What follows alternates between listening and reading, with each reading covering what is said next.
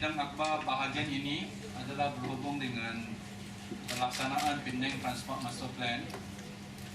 Jadi pada pagi ini, wakil-wakil dari SRS Consortium telah membentangkan laporan kerja mereka kepada Exco. Tujuan utama adalah untuk mendapat lampu hijau, green light daripada kerajaan negeri tentang apa yang mereka lakukan, dan setelah mendapat lampu hijau mereka akan meneruskan kerja-kerja seterusnya. Lampu hijau yang diberikan pada pagi ini adalah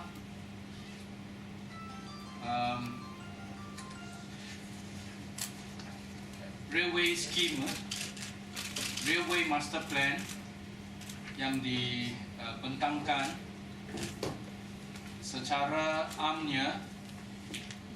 Apakah sistem LRT jajarannya di seluruh negeri Pulau Pinang, iaitu pulau dan seberang perai, yang melibatkan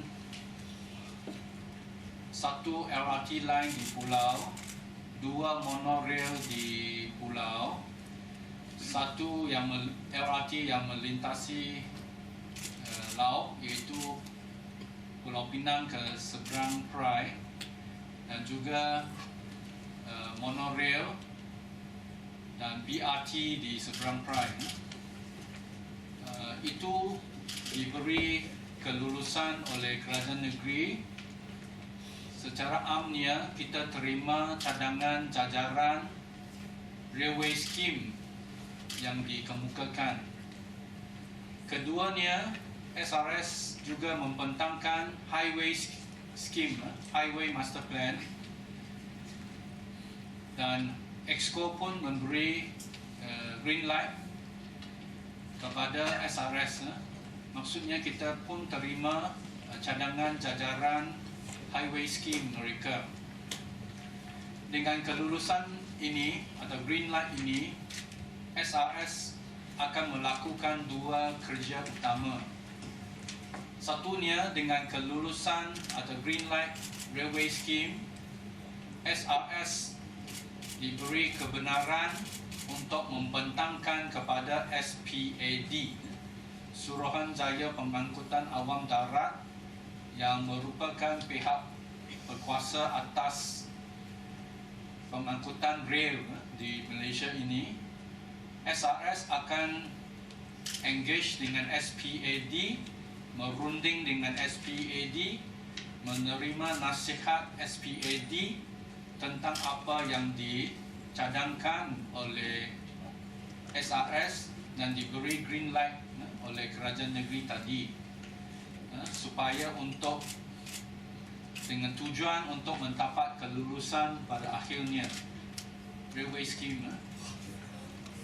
Railway scheme saya kata tadi adalah untuk gambaran yang keseluruhannya, tetapi secara khususnya perkara yang ketiga, satu adalah railway scheme, dua adalah highway scheme, ketiga kelulusan yang diberikan adalah khususnya fasa pertama kita ingin laksanakan Komta ke Bayan Lepas LRT line. Itulah projek keutamaan. Dan satu lagi projek keutamaan adalah Penang Island Links Highway. Itu dua projek keutamaan. Dan SRS juga membentang alignment secara detailnya.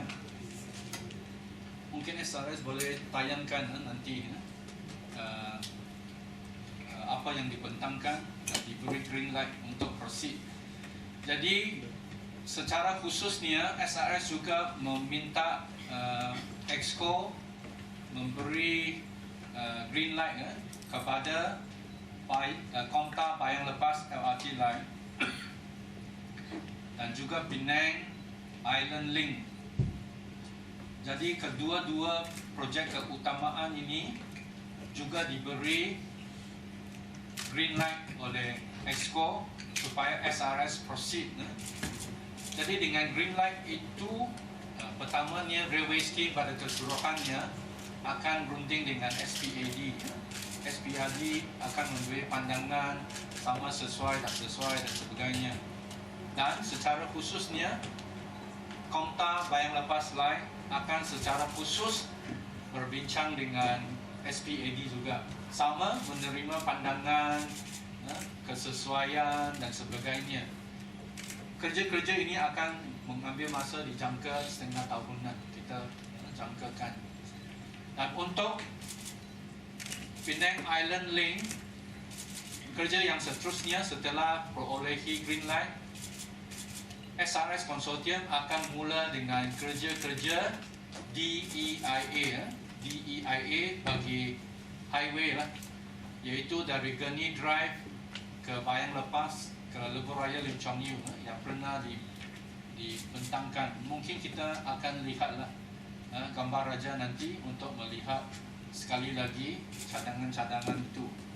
Jadi itulah dua keputusan yang penting saya rasa supaya SRS Consortium dapat proceed to the next level of work.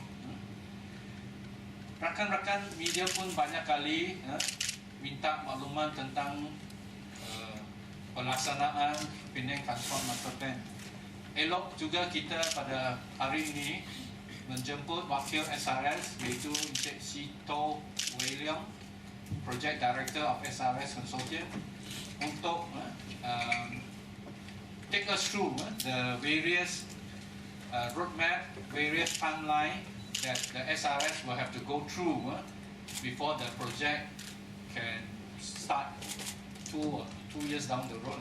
So what are the things that SRS has to do, has to perform since the appointment as PDP in August 2015? Maybe with that, I think the member of the press and through your report, the people of Penang will be more familiar with the timeline of implementation that had been proposed by SRS. Of course, along the line, depending on the ease of securing approval or the hindrances, whatever it be, will determine whether the timeline can be adhered strictly or there could be some delay and extended time needed.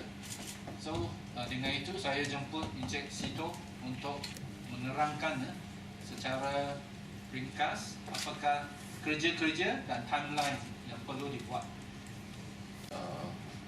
Thank you, YB Chong.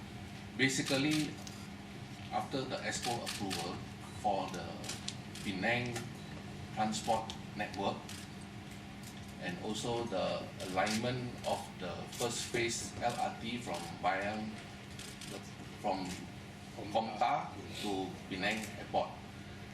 The next stage now that we will have to is to engage with the public to let them know about the alignment. At the same time, we are going to do a preliminary detailed design for the phase 1 LRT line to be submitted to SPAT for railway scheme approval. One of the conditions for the railway scheme approval is, of course, SPAT will meet the overall master plan of the railway network, which also has been given the green light by the ESCO this morning. Now, we will be in liaison with SPAT to discuss with them the submission for the railway scheme, and this will take another 6 months. We are targeted for 6 months. Once it is ready, it will be up for public display. And when it is up for same time also, we are also submitting the DEIA, Detailed Environmental Impact Assessment, for this LRT line. So this is also at the same time we will be submitting, and we hopefully get approval by 3rd quarter of this year. All in all, for next year, sorry. All in all, we hope that by next year we will get all the railway scheme approval. That is for the railway scheme and the Bayang Lepas Komta LRT line. Now, for the Pan Island Link Road, now after the approval of the alignment, we will be submitting for DEIA. This also will take another 6 months to do a complete study and will submit to the relevant DOE authorities for approval. So basically, this is the next phase of work which we are going to go through. And the detail of the alignment, as you can see from the slide where my colleague has shown. First is basically you can see it is the Pan Island, the whole overall network, Penang network, where this is a highway network.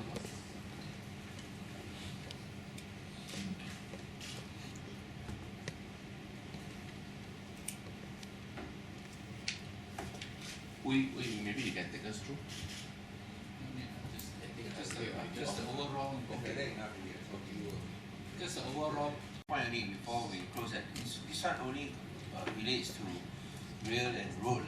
I think rail and road, but we have not touched on airport as well as water taxi. So I think this one will be considered later. Now we're only talking about the alignment. So I think they have to submit. There's nothing about reclamation or nothing as what Charles said. We have not approved any reclamation, only approved the alignment. But that's only for road and rail. A tentative alignment for them to submit. But there are also other modes of transport like water taxis as well as the airport and also cable car. I think that one will be dealt with later. Okay. As I said, this one is 5-in-1. 5-in-1 transport, buses, taxis, water taxis, LRT or monorail, and of course finally this cable car. So it's a 5-in-1. You can see from the chart, I think the part on reclamation DOE approval can only begin middle of 2016 the earliest.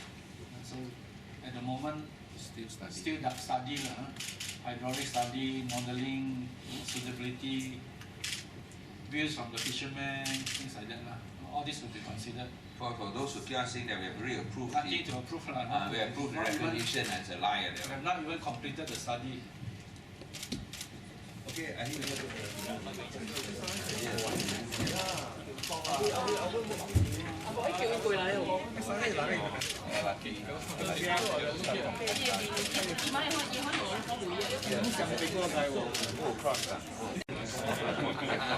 Okay, thank you.